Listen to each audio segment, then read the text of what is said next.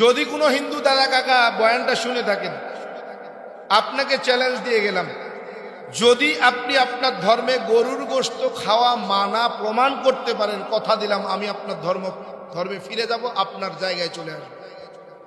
আর যদি আমি প্রমাণ করে দেই আপনার ধর্মে গরুর গোশত খাওয়া বৈধ হালাল, কথা দেন আপনি কালেমা পড়ে মুসলমান হবেন। আর কথা আছে? এই গত জুমার আগের জুমায়ও 5 জন কালেমা পড়ছে। এ পর্যন্ত আমার হাত দিয়ে আল্লাহ তাআলা 219 জন কবুল করছেন। এমনি এমনি এত সোজা। আহা, শুধু এখানে না, উত্তরায়ণ বেদে আছে, লা ইলাহা ভর্তি পাপম ইল্লু ইলাহা পরম পাদম জন্ম বৈকুণ্ঠ পৈনুতি তজপিনাম মুহাম্মদ। এই উত্তরায়ণ বেদের এই মন্ত্রের অর্থ আবার আমার বাবা করে নাই, আমিও করি নাই, আমার দাদাও করে নাই, আমার 14 গোষ্ঠীও করে নাই। এই মন্ত্রটার ব্যাখ্যা করছেন ডক্টর বেদপ্রকাশ উপাধ্যায়, যিনি লন্ডনের অক্সফোর্ড বিশ্ববিদ্যালয় থেকে 10টা ভাষার উপরে পিএইচডি করেছেন। এই ডক্টর বেদপ্রকাশ উপাধ্যায় এই মন্ত্রের ব্যাখ্যা করছেন তার লিখিত গ্রন্থ কল্কি অবতার, এর 33 নম্বর পৃষ্ঠার মধ্যে। দলিল দেয়া গেলাম, মিলাইয়া নেবেন, যদি ভুল বলি ধরাইয়া দেবেন, যদি ঠিক বলি মাইনা নিবেন। যদি মানতে আপনার অ্যালার্জি থাকে চুলকায়, তাহলে চুপ থাকবেন। কি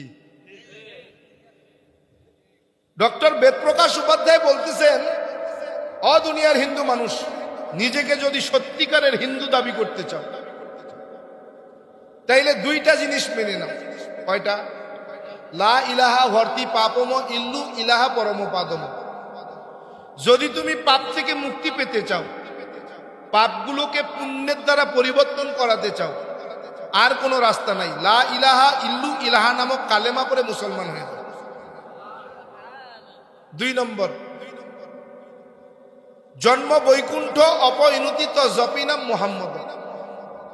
আর মৃত্যুর পরে যদি বৈকুণ্ঠ নামক স্বর্গে তুমি যেতে চাও, যেই স্বর্গে গেলে ক্ষুধার যন্ত্রণা থাকবে না, পানি পিপাসা লাগবে না, গাছের পাকা ফল ছুটায়া খেতে কেউ নিষেধ করবে না, বয়স কোনোদিন বাড়বে না, অসুস্থ কখনো হবে না, মারা তুমি যাবে না, আবার দুনিয়ায় তুমি ফিরবে না, এই স্বর্গে যদি যেতে চাও এমনি যাওয়া যাবে না। অপইনুতি তজপিনাম মুহাম্মদ, মুহাম্মদের জীবন আদর্শ তোমার জীবন আদর্শ বানাবে। তাইলে এই মন্ত্রের দ্বারা বেদপ্রকাশ উপাধ্যায় বললেন, সত্যিকারের হিন্দু হতে হলে 1 নম্বরে কালেমা পড়ো, 2 নম্বরে মুহাম্মদের আদর্শ মেনে নাও। কি তাইলে বলেন, কোন হিন্দু যদি এটা জানে তাইলে আর হিন্দু থাকবে? মুসলমান হবে না? এদেরকে জানতে দেওয়া হয় না, বরং কেন জানতে দেওয়া হয় না, বলে এরা যদি জানতো তাইলে সব দলে দলে মুসলমান হয়ে যাইত। এজন্য জানতে দেয় না, কারণ হিন্দু ধর্মের ব্রাহ্মণের ঘরেই ব্রাহ্মণ পয়দা হয়, ইমামের ঘরে ইমাম পয়দা হয়, অন্য কেউ ইমাম হতে পারে না।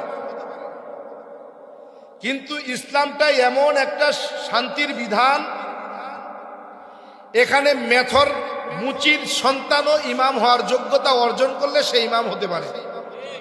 কি যে কোরআনটাকে বিশুদ্ধভাবে তিলাওয়াত করতে পারে সেই ইমামতির যোগ্যতা লাভ করে, সে যেই হোক না কেন, যেই বর্ণের হোক না কেন।